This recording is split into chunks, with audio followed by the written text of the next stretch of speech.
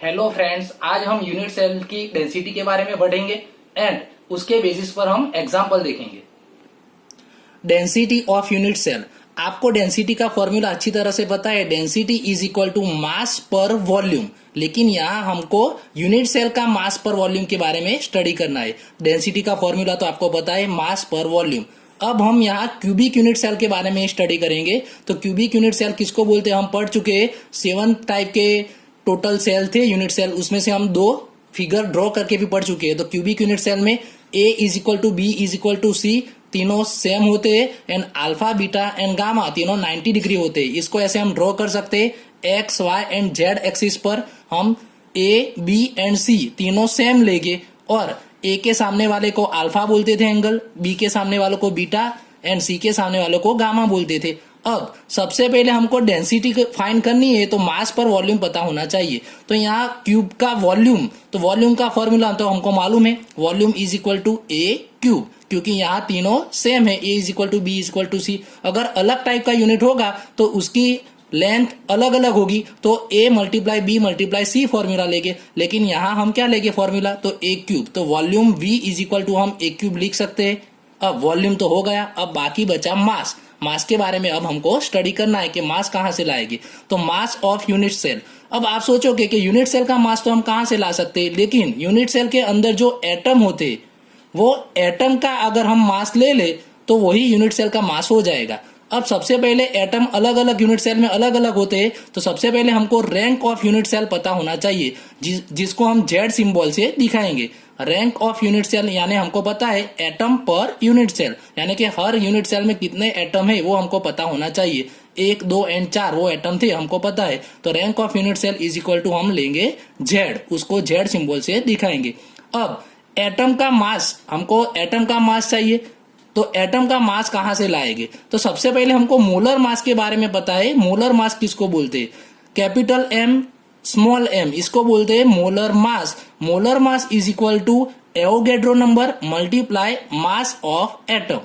Molar mass is equal to Avogadro number multiply mass of atom. इसमें से अगर हम मास ऑफ एटम को सब्जेक्ट बना दे, मास ऑफ एटम को सब्जेक्ट बना दे, तो mass of atom is equal to molar mass divided by Avogadro number. अब आप बोलोगे कि मोलर मास किसको बोलते हैं, तो हम पढ़ चुके हैं जैसे कि सोडियम का मोलर मास 23 है, वो हम मोलर मास की स्टडी कर चुके हैं। तो molar mass by Avogadro number, तो हमको मिल जाएगा मास ऑफ एटम, एक एटम का मास मिल जाएगा।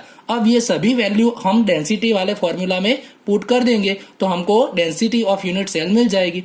डेंसिटी ऑफ यूनिट सेल, इसको हम रो सिंबल से, आप कोई भी सिंबल से दिखा सकते हो, हम यहाँ रो सिंबल से दिखाते। तो density of unit cell rho is equal to, सबसे पहले हमको यहाँ कितने एटम है वो पता होना चाहिए, 1 2 या 4 अलग अलग आते। तो यहाँ हम रैंक ऑफ यूनिट सेल लिखेंगे जेड, जेड आ गया, मल्टीप्लाई ये value mass of atom M capital M small M divided N है एवोगैड्रो नंबर। ये हमारी पूरी मास का फॉर्मूला ये हो गया, जितने एटम है सभी का मास ये हो गया। अब मास का तो हो गया, अब नीचे वॉल्यूम है, तो वॉल्यूम को हम वी सिंबल से दिखाएंगे और वी के बदले हम ए क्यूब लिख सकते हैं।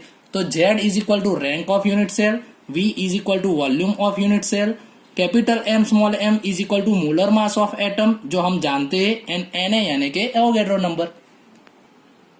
इन अ क्यूबिक पैक स्ट्रक्चर, यानी सीसीपी यहाँ स्ट्रक्चर दे दिया है, of mix oxide, the lattice is made up of oxide ion, यानी कि लेटाइस किस आयन से बना है, ऑक्साइड आयन। तो हमको पता है कि जिस आयन से लेटाइस बना हो उसको हम नंबर एन ले लेंगे, यानी ऑक्साइड एन लेंगे।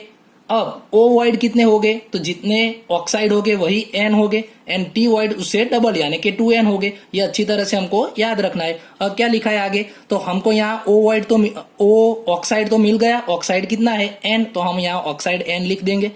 अब एक्स एंड वाई के बारे में यहाँ क्या लिखा है, तो 1/5 of tetrahedral void occupied by x + 2। यहाँ 4 से आपको कोई लेना देना नहीं है, x है x, वो 1/5 ऑफ टेट्राहेड्रल। तो टेट्राहेड्रल यहाँ कितने हैं 2n, तो 2n का 1/5, 2n का 1/5 यानी यहाँ नीचे 5 आ जाएगा। आप ऐसे इजीली कर सकते हो, तो 2n/5 आ जाएगा। अब y का देखिए क्या है, तो y है वो half of octahedral void occupied by y+3, यानी कि y का हाफ है यहाँ किसका, ऑक्टाहेड्रल। तो ऑक्टाहेड्रल देखो यहाँ कितना है, ऑक्टाहेड्रल n है, अब n का हाफ लेंगे तो ये हमारा फॉर्मूला बन गया। अब इसको एलसीएम लेंगे तो 5 2 उसका एलसीएम आएगा 10, तो 10 से हमको सभी से मल्टीप्लाई कर दो तो भी चलेगा और एलसीएम ले लो तो भी चलेगा। 10 से मल्टीप्लाई कर दोगे तो भी इजीली हो जाएगा।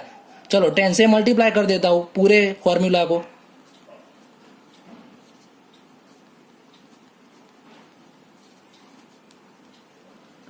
तो यहाँ 2 5 10 हो जाएगा, 5 2 10 हो जाएगा, 2 2 4 हो जाएगा। तो x का 4n आएगा, y का 5n आएगा एंड o का 10n आएगा। अब n को हम कॉमन निकाल ले तो x 4 y 5 o 10, ये हमारा फॉर्मूला हो गया। स्टूडेंट्स, जो हमने अभी डेंसिटी के बारे में स्टडी किया उसमें डेंसिटी फाइंड करने के बदले यहाँ कौन सा क्यूबिक सेल है वो फाइंड करना आपको पूछते हैं, यानी कि वो सिंपल क्यूबिक सेल है या कौन सा फेस सेंटर्ड है या बॉडी सेंटर्ड है वो फाइंड करना पूछते हैं। तो हमको अगर z पता चल जाएगा, हमको मालूम है अगर z इज इक्वल टू 1 मिला तो सिंपल होगा, z इज इक्वल टू 2 होगा तो बीसीसी होगा and z is equal to 4 होगा तो एफसीसी, यानी कि ये z फाइंड करना आपको बहुत पूछते हैं। यहाँ एल्यूमिनियम का क्यूबिक यूनिट सेल है, यहाँ क्यूबिक यूनिट सेल लिखा है, यानी कि सीसीपी नहीं है, ऐसा मत सोचना। यहाँ सिर्फ ये बता दे कि क्यूबिक यूनिट सेल यानी alpha beta gamma is equal to 90 है and A is equal to B is equal to C है। कौन सा टाइप का है वो तो हमको यहाँ फाइंड करना है। एंड एज लेंथ, यहाँ एज लेंथ पिकोमीटर में दे दी है तो पिकोमीटर में से मीटर में हमको कन्वर्ट करना पड़ेगा। तो हमको मालूम है पिको यानी 10⁻⁻12, तो यहाँ पिकोमीटर से हम मीटर में कन्वर्ट कर सकते हैं। डेंसिटी यहाँ दी है 2.7 ग्राम पर सेंटीमीटर क्यूब। अब सेंटीमीटर क्यूब में नहीं चाहिए हमको, यहाँ डेंसिटी चाहिए सेंटीमीटर के बदले मीटर क्यूब में, तो इसको भी हम कन्वर्ट कर देंगे। तो विच टाइप ऑफ क्रिस्टल, तो ये कौन सा टाइप का क्रिस्टल है, तो सबसे पहले हम डेंसिटी का फॉर्मूला लिखेंगे। डेंसिटी में यहाँ डेंसिटी जो हमको दी है वो हमको ग्राम पर सीसी में से अगर किलोग्राम पर मीटर क्यूब में कन्वर्ट करना हो तो डायरेक्ट आप 10⁻³ से मल्टीप्लाई कर दोगे तो इजीली हो जाएगा। अगर आप यहाँ वैल्यू पुट करके दोनों की करोगे, ग्राम में से किलोग्राम, यहाँ दोनों वैल्यू पुट करोगे तो भी आ जाएगा। लेकिन आप ये याद रख लोगे तो भी चलेगा कि ग्राम पर सेंटीमीटर क्यूब में से किलोग्राम पर मीटर क्यूब में कन्वर्ट करना हो तो 10⁻³ से मल्टीप्लाई कर दो, तो ये हमारी डेंसिटी मिल गई। अब वॉल्यूम का फॉर्मूला तो हमको मालूम है, A³। अब यहाँ सभी की वैल्यू पुट कर दो, तो z तो फाइंड करना है, रो की वैल्यू ये लिख देंगे हम। यहाँ मोलर मास, तो एल्यूमिनियम का मोलर मास कितना है 27, क्योंकि 13 नंबर का वो एटॉमिक नंबर है और 14 उसमें न्यूट्रॉन होते हैं तो उसका 27 वो मोलर मास होगा।